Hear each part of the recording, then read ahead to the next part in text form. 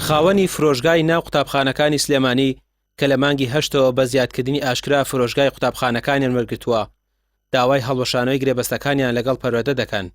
ئەوان دەڵێن زیاتر لە 70 ڕۆژ بەسەر لێدانی زەنگی ساڵی نوێی خوێندن تێپەڕیوە تا ئێستا دەرگای قوتابخانەکان نەکراوەتەوە.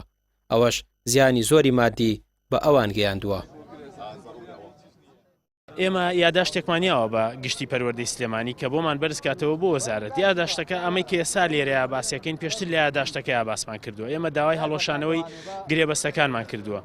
یاداشتەکان بۆ بەرزکردوینەتەوە، بەڵام کێشە لەوایە مودەیەکی زۆری بەسەرا ڕۆشتۆ جوابی نییە. یعنی ئێمە هاتوین داوا بکەین بیجوڵێنن، هاتوین داوا بکەین پەلیتیا بکەن، بۆچی جوابی نەبووە؟ یان ئەگەر جوابێکی هەیە جوابەکە چییە؟ ئێمە ئەمانەیە ئام شتانەمان بۆ ساختکرێتەوە کە هاتوینەتە ئێرە. نزیکەی 400 خاوەنی فرۆژگای ناو قوتابخانەکان لە سلێمانی ئەو گرفتیان هەیە.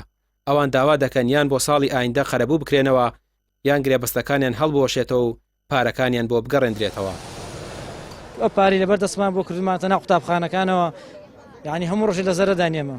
پێشتر لەگەڵ بەڕێوەبەری گشتی پەروەردە کۆ نەبوونەوە ئەو نیگەرانانی خۆتانیان پێ بکەن. نوێنەرمان هەیە قسەیان لەگەڵ کردووە، بەڵام ئەڵێ با مەکتەب بکرێتەوە، مەکتەبیش هیچ دیار نییە. کاتە باشەکانمان هەمووی ڕۆشتوە، بەس کاتە خراپەکان ماوە.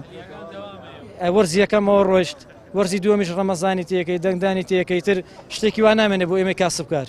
ئێمە هەموو ڕۆژێ لە زەرەداین. ئەگەر هەڵی نەوەشێنەوە بۆتان پارەکانتان بێنەدەنەوە چیەکەنەوە؟ وڵای بێ هەڵوێستێکی ترمان هەبێت. ئێمە وەک حانوتچیەکان داوای ئەوەکەینەوە کە گرێبەستەکەمان بۆ شێنەوە پارەکانمان بنەوە.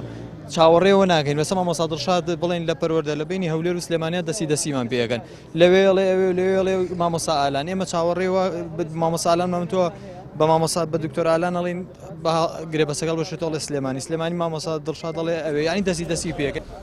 تا ئێستا پەروەردە ڕازی نەبووە بە داواکاری ئەو هەوڵاتیانە.